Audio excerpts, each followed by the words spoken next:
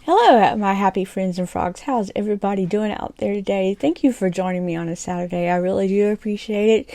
I'm Cassie, and you're in Cassie's Corner, and this is where we talk about depressive behaviors, anxiety, things of that nature, feeling low about yourself, the big S word, which I don't like to say, especially in a public place, because kids may very well want to hear what I have to say, so I don't try to.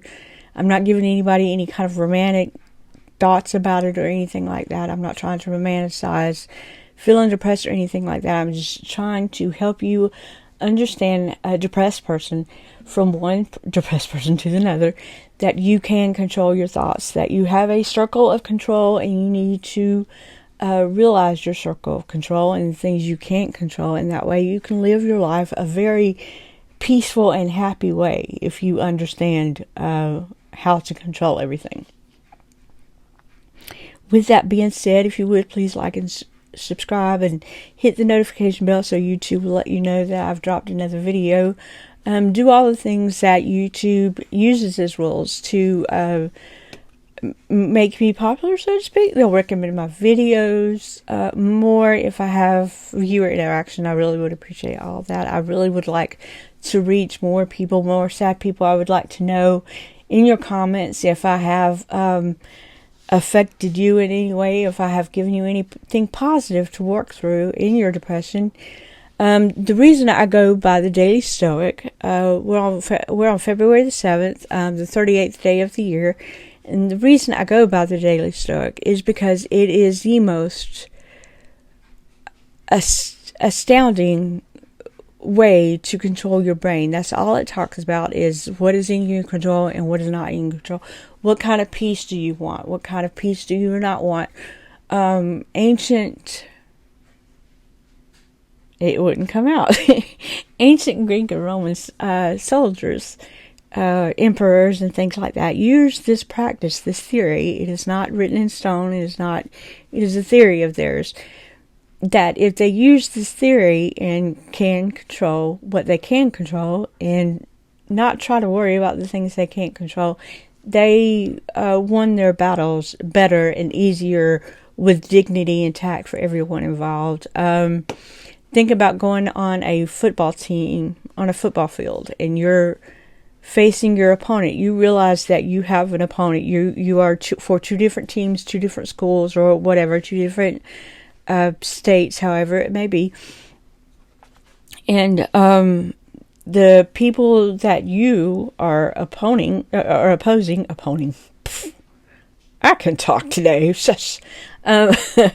The people that you're opposing are sitting there, telling lies and spreading rumors about you, calling you names, and using tactics to get you fired up for no reason. It's a game. It's a football game. Somebody's going to win, one or the other. But sitting there, saying lies and calling names and degrading your family maybe, or degrading your state, degrading your school, isn't going to help you win any better. So you're sitting over there and, kind of listening to them talk. And yes, every sportsman wants to get in the action and, trash talk each other and things like that. But that's not what these emperors and these warriors were about. They wanted to get in there. They knew that there was an opponent. They knew that they had to either win or not.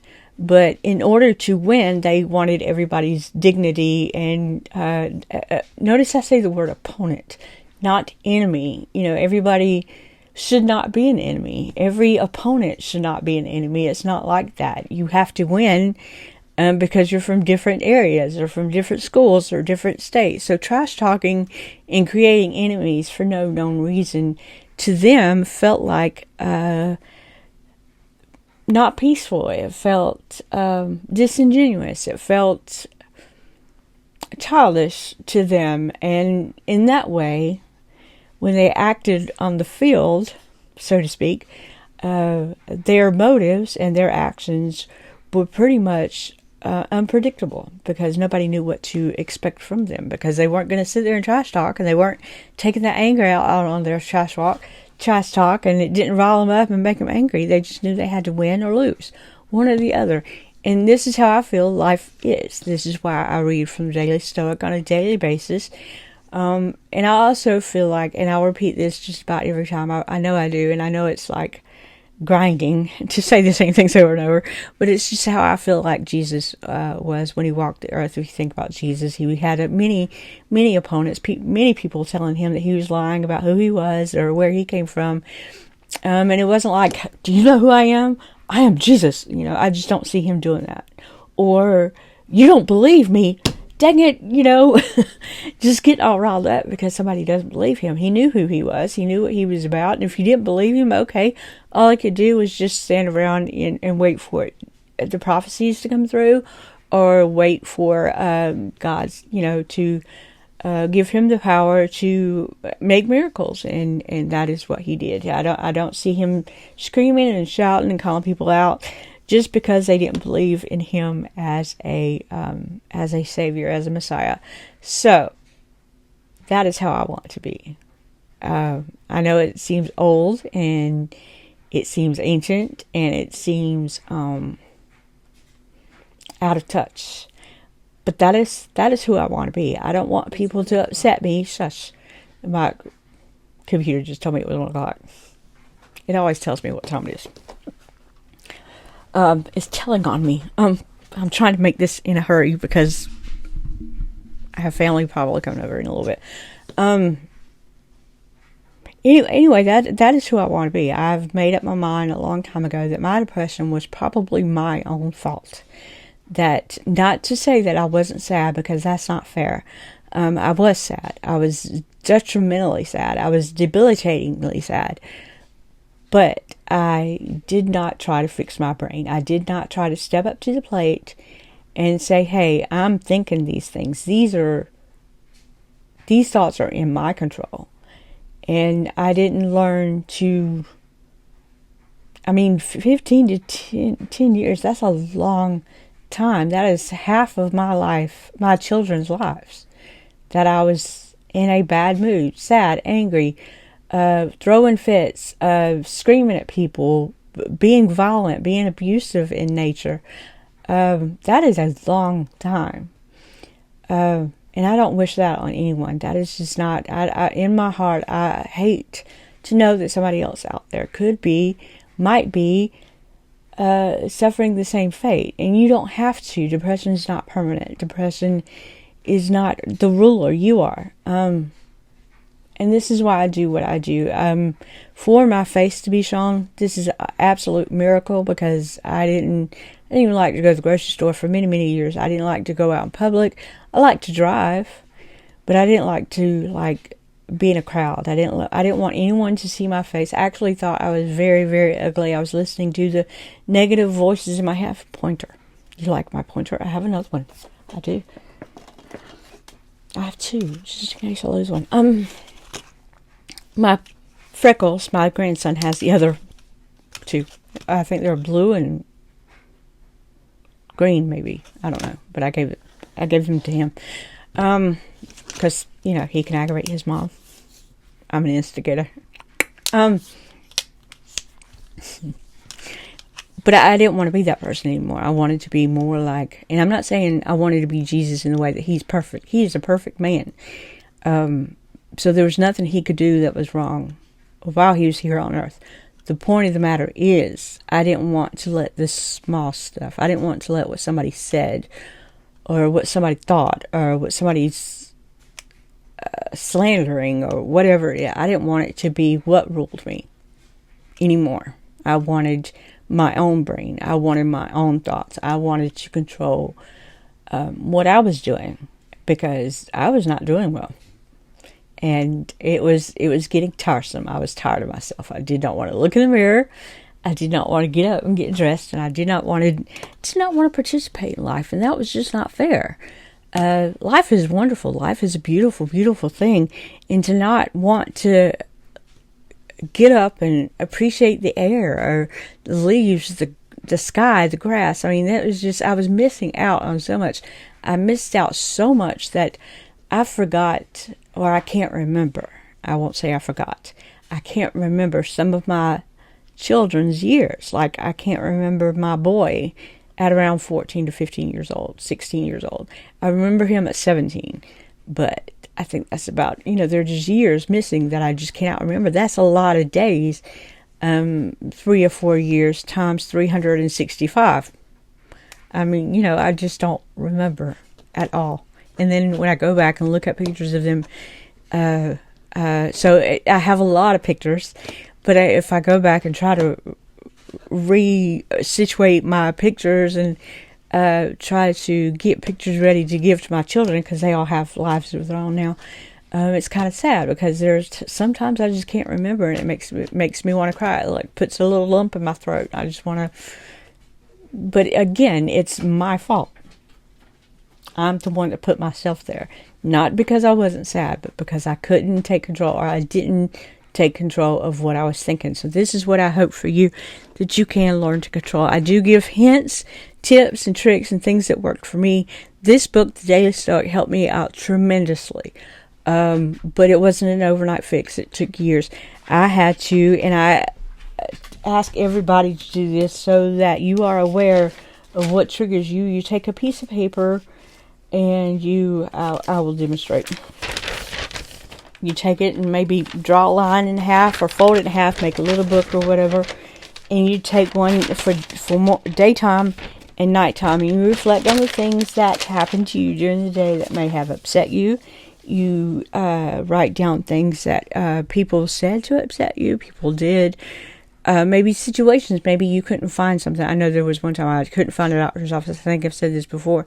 And it was just right there in front of my face. I should have listened to my son about 5 times.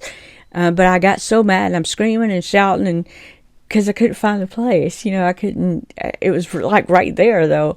But I remember being that upset that day. I do remember that for real. But in case you get in little situations that shouldn't bother you, I mean, just look and pay attention, and you'll find what you're looking for. Anyway, with today's message, we have that fear is a self-fulfilling prophecy. And again, we're on February the 7th. Today is Saturday, day 38 of the year. I am excited. It's moving quite fast. I think we do have a 29th. No, maybe we don't. The calendar says we do not have a 29th. So we only have 28 days of February. Those that were born on the 29th, sorry. Do y'all celebrate your birthday anyway? Like on the 28th or the 1st or something? Just a question. I've known a few people with the 29th birthday, the February 29th birthday. I've known just a few, but I've never understood. I mean, I know they are the ages they are. Like if you're 30. Anyway, another topic, another day. Many are harmed by fear itself, and many may have come to their fate while dreading fate. And Seneca said that in Oedipus. Anyway, only the paranoid survive. Andrew Grove, a former CEO of Intel, famously said, "It might be true, but we also know that the paranoid often destroy themselves quicker and more spectacularly than any other enemy." Seneca, with his access and insight into the most powerful elite in Rome, would have seen this dynamic play out quite vividly. Nero, the student whose excesses Seneca tried to curb, killed not only his own mother and wife, but eventually turned on Seneca, his mentor, too. You killed your wife and your mother? Who kills their mother? I mean, it's common these days. We're not getting into it. The combination of power, fear, and mania can be deadly. The leader, convinced that he might be betrayed, acts first and betrays others first. Afraid that he's not well liked, he works so hard to get others to like him that it has the opposite effect. Convinced of mismanagement, he micromanages and becomes the source of mismanagement, and on and on.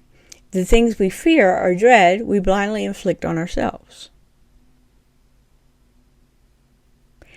The next time you are afraid of some supposedly disastrous outcome, remember that if you don't control your impulses, if you lose your self-control, you may be the very source that of the disaster you so fear.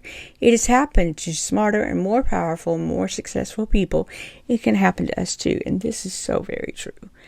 I believe in this very much. Again, in February, we're all in passions and emotions. So,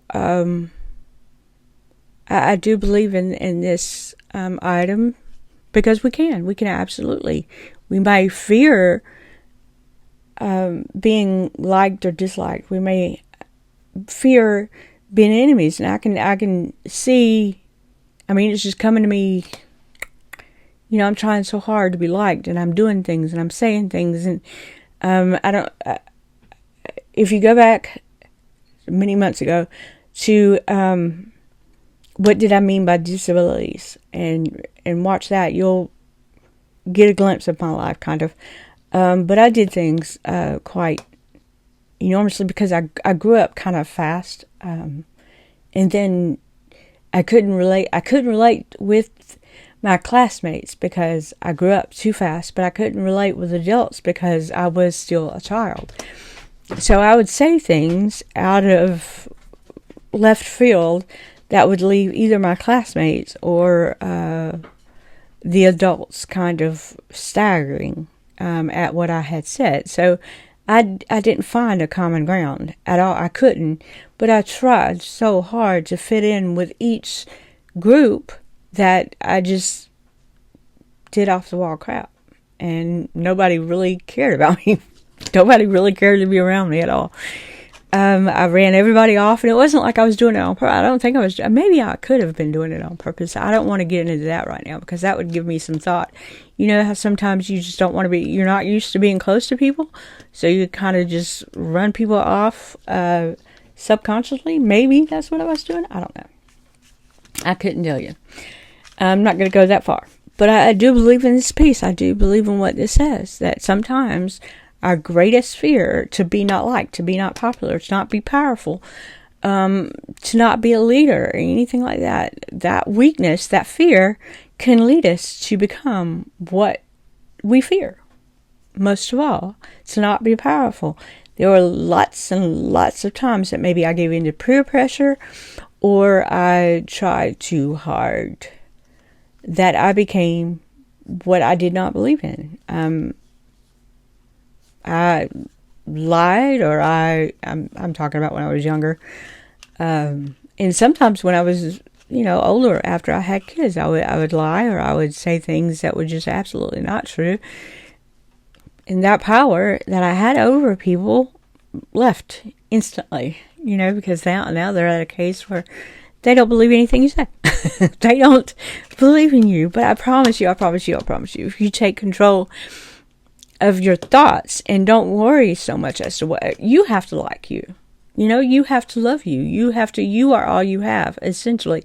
If anything else in this world, I found out, I used to think that if somebody would just like me, I would have the confidence. If somebody else would just be happy with me somehow or another, I would just be confident and love myself, and I would appreciate myself a little bit more. And that was a little backwards thinking, because I had to love myself first in order to love anybody else, in order for anybody else to love me. It's not going to happen right away. I have to think of myself as my own little Tanada, and I have to take care of me. I have to make sure I'm not broken. I have to make sure that my thoughts are in line with what I believe in. Otherwise, if I don't stand firm in what I believe in, I can be a very dislikable person and very imbalanced in my thoughts and beliefs and my actions. So we don't want to do that. We want our actions, and we want our thoughts, and we want our beliefs all to be in harmony with each other. And that way we can become a more likable person, or we can become a more powerful person. We use that power of controlling the brain to give us power, and not so much try to upstage this person or that. So, I hope this helps. I hope everybody has a great big belly laugh. Laughter is the greatest medicine. Don't forget to say your affirmations. Say them out loud. Make sure you start small and that they are true, so that way your mind can easily believe what you're saying. If it's not true, it's not going to work. Go out and give people compliments. Make sure they're true. Make sure you mean them. Make sure you appreciate people. Even what you would think is small. I think everybody is a person. Everybody goes home, they go to bed, they put the pants on, one leg at a time. Everybody's the same. Maintenance guy, floor scrubber, CEO, everybody. Nobody should be any better than the other people. This everybody's so starstruck that we're treating stars and musicians like royalty now. Oh, sir, I didn't mean to. And it becomes, it's just the norm right now that we treat people that way, when they're just as much people as anybody else. They deserve a life just like anybody else. So make sure you do say your affirmations. Make sure you appreciate people. Take a look outside. Look at how life is just absolutely beautiful. Take note of all the color. All the fresh air that you can get, all the flowers, all the leaves. Speaking of leaves and flowers and trees, I've got to go outside and get my backyard situated. Hopefully I can get some of that done today. I'm planning on, I have a lot to do today. So that's also why I'm being quick. But yeah, you have to control your impulses. You have to control not lying. You have to control yourself acting in harmony with your beliefs and what you tell people you believe, what you have to stand for. Everything has to be in harmony, or else it's just not going to work. People are not going to like you as much, and they're going to think that you're using bravado or a false sense of authority to become a more popular person. So we don't want that. We want people to like us for who we are. So find some laughter today. Enjoy your day. Enjoy the weather if that is what you're doing. I would love to have some warm weather. It's supposed to get warmer during the week, so we'll see. Again, in line with yesterday's or the other day's lesson, everything you do, make sure that you do it with your whole heart and with your whole thinking, because it could very well be the last thing you do. Don't wish of dying, or don't hope you die, or anything like that, but live life as if it is your last day, so that you will do the best and you will feel so much better about how you feel and what you think, and everything will just come clear. Keep your mind concentrated on the best things in life, and as you're cleaning, or as you're doing yard work, or working on your car or whatever, keep the task at hand, keep that in focus, so you're not off thinking other things, and we don't make horrible mistakes and things of that nature. We are in control of our thoughts. Depression and sadness and ill thoughts and all that's not permanent. That is not permanent. And I am a case in point. I have vowed to lose weight one more time. Well, it may not be the last time, but I have to really get up off here and work at my house. I have so much pep right now. I'm really excited. I hope everybody's having a good day. I really, really do. Please know that this is not permanent. Your sadness is not permanent. You are in control of what you think. You are in control. You do not let your feelings or emotions control you.